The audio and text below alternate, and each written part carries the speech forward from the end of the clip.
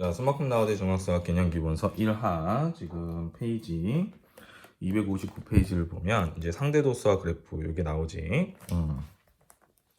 자, 상대도수를 먼저 배우고 상대도수의 분포를 나타내는 그래프 이걸 배울 건데, 일단 상대도수라는 게 뭐냐면 이제 전체 도수에 대한 각 계급의 도수 비율을 우리가 상대도수라고 얘기를 하는 거야. 근데 어떤 계급의 상대도수라는 거는 그 도수의 총합분의 그 계급의 도수를 얘기를 하는 건데, 근데 상대도수의 특징은 뭐냐면 상대도수의 총합은 뭐야? 1이 되는 거고, 상대도수의 총합이 다른 두 가지 이상의 자료의 분포 상태를 비교할 때 상대도수를 이용하면 우리가 편리하다 이런 얘기를 하는 거고, 상대도수의 분포표는 각 계급의 상대도수를 나타내는 표를 얘기하게 되는 거지, 그치? 그래서 요 계급이 이제 전체 도수분의 그 계급의 도수가 이제 0.1, 0.24, 0.3 뭐 이런 식으로 나타내는 거고, 상대도수의 분포를 나타낸 그래프를 우리가 나타낸 그래프가 있는데 그게 이제 요거라는 얘기지, 그지? 상대도수 분포를 히스토그램이나 도수분포 다각형 모양으로 나타낸 그래프, 이거를 이렇게 나타내는 거예요. 그래서 요게 이제 도수가 돼 있는 게 아니라 이제 상대도수가 이제 써 있는 거지, 그지?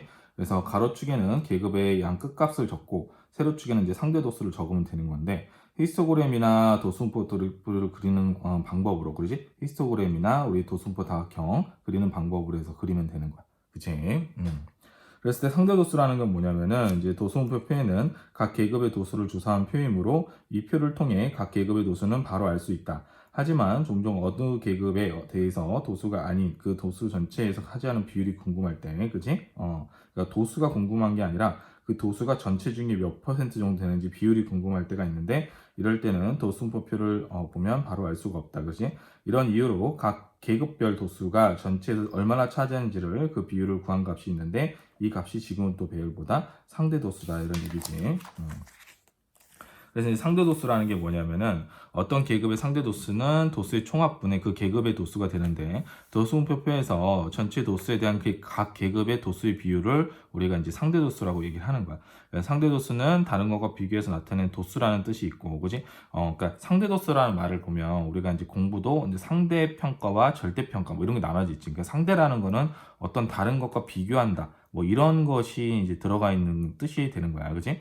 그래서 상대 도수에는 다른 것과 비교해서 나타내는 도수라는 뜻이 있다. 그래서 전체 도수와 비교해서 상대적으로 각 계급의 도수를 정하기 때문에 상대 도수라고 하는 것이다, 이랬어. 그래서 이제 도수 분포표에서 어떤 계급의 도수가 n이고 전체 도수가 라지 n이면, 그지? 그 계급의 상대 도수는 라지 n분의 이제 스몰 n으로 우리가 정할 수가 있고, 그래서 어떤 계급의 상대 도수는 도수의 총합분의 그 계급의 도수라고 이렇게 나타낼 수 있지, 그지?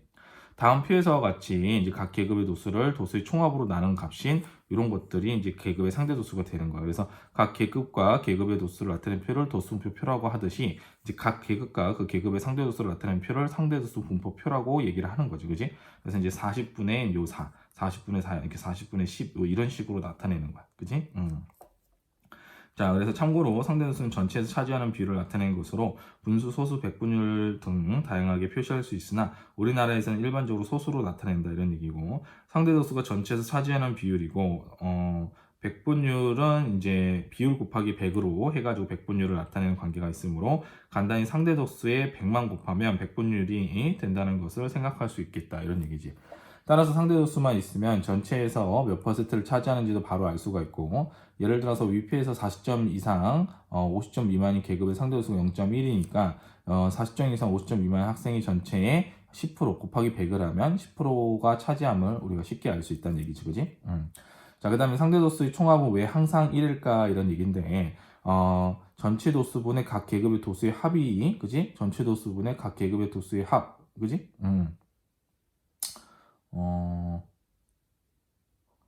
이거는 좀 잘못 나온 것 같다, 그치? 요거는 잘못 나온 거고, 전체 도수분의 각 계급의 도수의 합이 요게 똑같잖아, 그치? 계급의 도수의 합을 하면 전체 도수가 나오기 때문에 전체 도수분의 전체 도수가 돼서 1이 되니까 이거는 항상 1이 나온다 이렇게 보면 되는 거야, 그치? 그랬을 때 이제 도수분포표에서 각 도수의 합이 합계와 같은지를 확인하는 것은 꼭 필요한 절차이다 이랬어. 그래서 상대도수 분포표에서 전체 도수에 대한 각 도수의 비율을 나타내므로 그 합계는 전체 도수분의 이제 전체 도수가 돼서 1이 된다 이런 얘기지.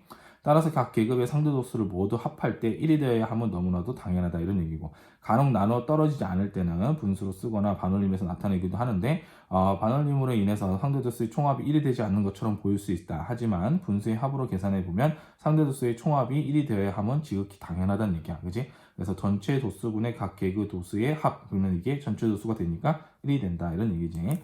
자, 근데 여기서는 이제 반올림이나 뭐 이런 걸로 해서 좀 안 나오는 경우도 있는데, 그런 거는 분수로 계산하면은 무조건 나온다는 얘기야. 그치? 참고로 이제 상대 도수의 총합이 1이 됨을 다음과 같이 식으로 확인할 수 있는데, 계급의 개수가 n인 도수분표편에서 각 계급의 도수를 x1부터 xn이라고 하면, 도수의 총합을 라지 n이라고 하면은 라지 n분의 x1 이렇게 쭉 다 될 거 아니야? 그럼 얘는 x1부터 xn까지를 다 한 게 라지 n이니까, 라지 n분의 라지 n이니까 이건 뭐가 돼? 1이 되겠지, 그치? 자, 상대 도수 언제 필요할까 이런 얘기인데, 도수가 아닌 전체에서 얼마만큼 차지하는가에 주안점을 둘 때 상대 도수를 사용해 이런 얘기고, 상대적이라는 말은 다른 것과 관계되어 또는 다른 것과 비교되어 존재하는 이라는 뜻이 있다. 그래서 이와 관련 연관 지으면 상대 도수는 다른 것과 비교한 도수로 생각할 수 있다. 여기서 다른 것이라 함은 합계로 생각할 수 있다. 이런 얘기야. 단단히 말해 상대 도수는 전체와 비교했을 때 얼마나 차지하는가에 주안점을 둘 때 사용한다. 이런 얘기지. 그치? 그 내용을 알고 있으면 되고, 그 다음에 그렇다면 왜 어떤 경우에 전체와 비교하는지 의문이 들 수 있는데, 우리가 전체와 비교하는 경우는 사실 흔히 볼 수 있다. 다음처럼 말이다. 엄마 나 1등에서 정말 전체가 몇 명인데 뭐 이런 거야. 그지? 참가자 100명 중에 10명이 여학생이래. 그래, 참가자가 모두 1000명이니 여학생은 100명 정도 되겠네.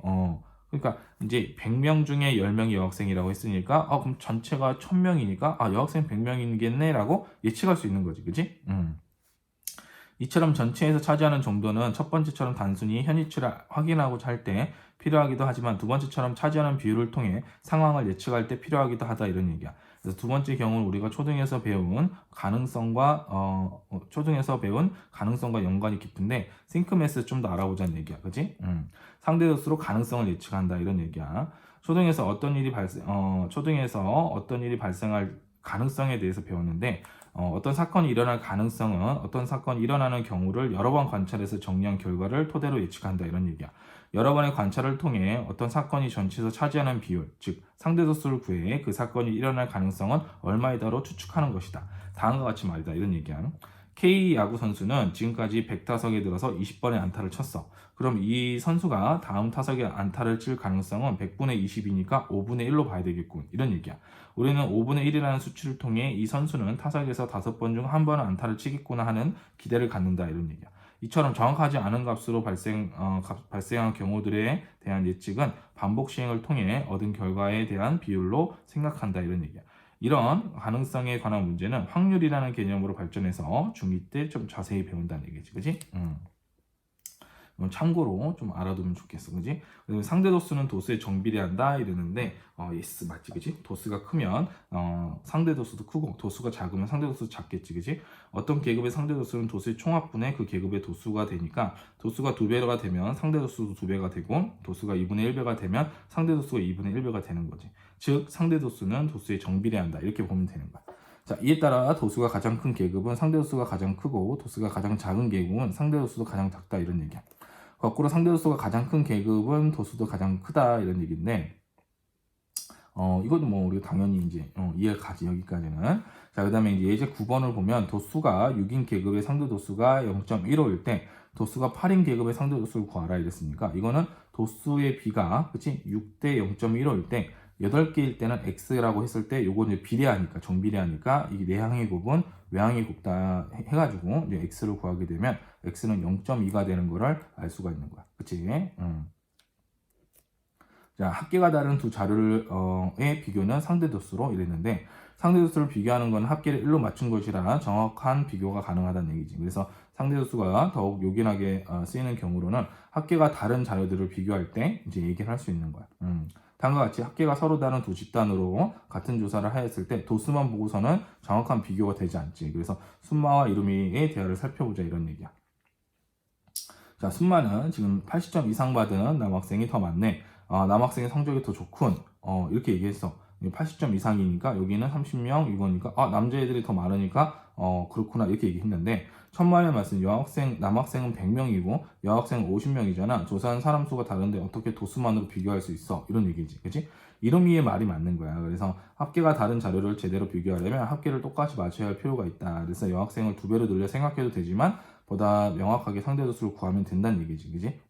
그러니까 얘 전체 개수가 다르니까 얘를 2배여서 생각하거나 얘를 2분의 1로 줄여서 생각하면 되는데 2분의 1로 줄이게 되면 소수점이 생기게 되니까 뭐 37 이런 거는 둘로 안 쪼개지잖아. 그치? 그래서 얘를 2배로 해서 비교하는 게 맞긴 한데 일단 상대도수를 이용하면 좀 더 편하다는 얘기지. 그래서 이제 상대도수를 비교하는 것은 합계를 1로 맞춘 것이므로 정확한 비교가 가능하다는 얘기야. 합계를 서로 1로 맞췄으니까. 그러면 이제 남학생은 이제 0.3, 여학생이 이제 0.36이니까, 그지? 이제 뭐라고 했어? 상대도수로 보니 남학생보다 여학생이 80점 이상 비율이 높군. 이렇게 알 수 있는 거야. 얘는 36%, 얘는 30%니까, 그치?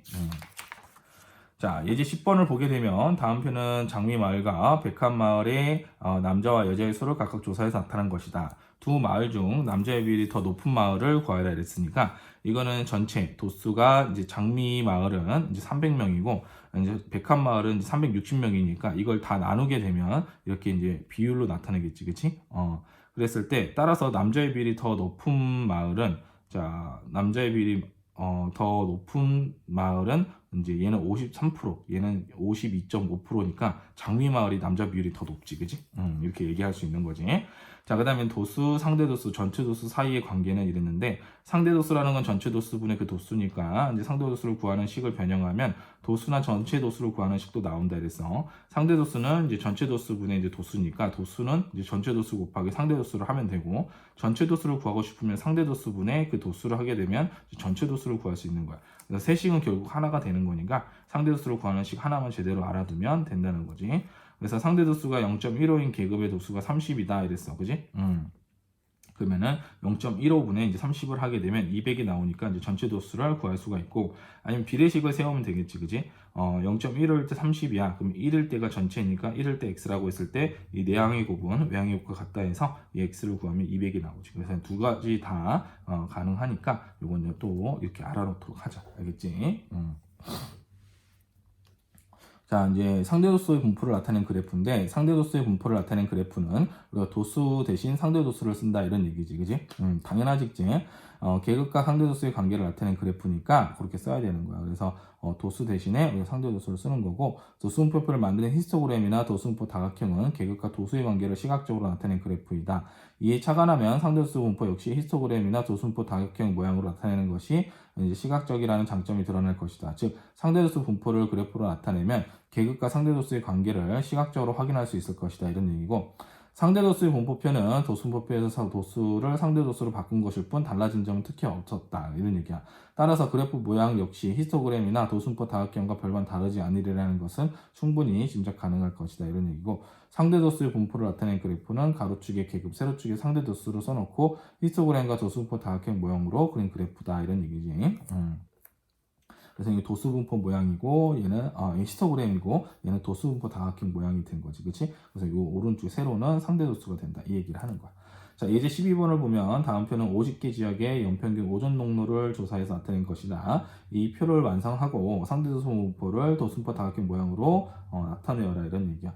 그러면은 이제 도수가 이제 9, 8, 20, 12, 1이니까 얘네들을 다 50으로 나누게 되면 여기에 상대도수는 0.18 0.16, 그 다음에 0.4, 그 다음에 0.2, 그 다음에 0.04, 그 다음에 0.02 다 합하면 당연히 1이 되겠지, 그지?